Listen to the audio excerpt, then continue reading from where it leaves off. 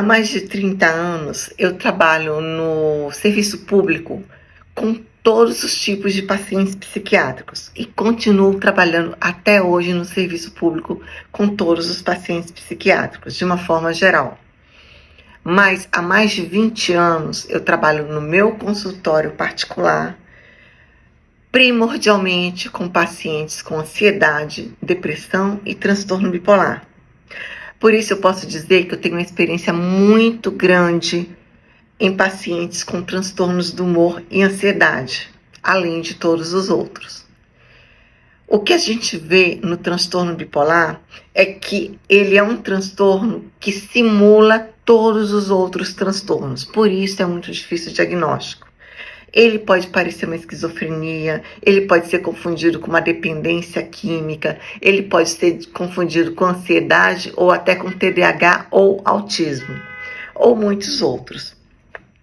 Então, apenas um psiquiatra muito experiente em transtorno bipolar consegue ter uma certeza de diagnóstico na maioria das vezes.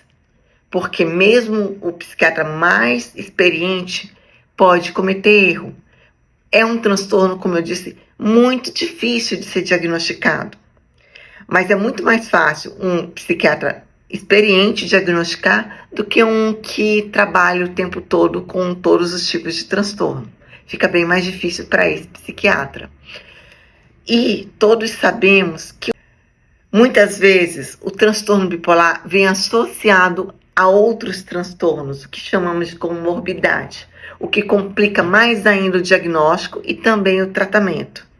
É comum ele vir associado ao TDAH, ao uso de substâncias químicas, álcool e drogas, a ansiedade, dizem, mas depois eu vou explicar por que eu digo dizem, e outros transtornos mais, como até mesmo a esquizofrenia e o transtorno de personalidade borderline. Por que eu disse dizem? Porque, na minha experiência, a grande maioria dos pacientes com transtorno bipolar apresenta ansiedade.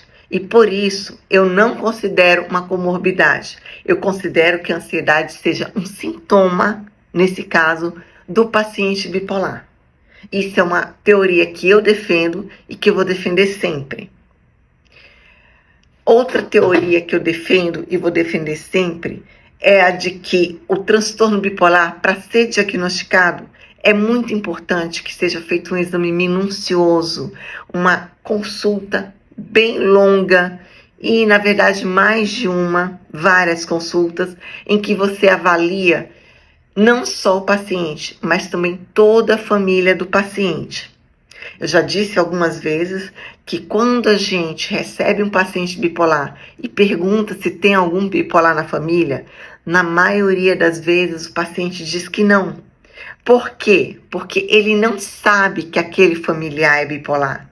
Os próprios familiares que têm transtorno bipolar muitas vezes não têm um diagnóstico. Então, se você pergunta se tem paciente na família com depressão desde novinho, ou que teve depressão puerperal, ou algum outro tipo de fator que é semelhante, que se aproxima do transtorno bipolar, ou que sugere um diagnóstico de transtorno bipolar, aí sim você vai poder pesquisar mais a história daquele familiar, praticamente fazendo uma consulta dentro de uma outra consulta, e aí você vai conseguir colher história suficiente para saber que existem sim outros bipolares na família. E assim, tendo outros bipolares na família, a chance, a possibilidade daquele teu paciente ser bipolar é muito maior.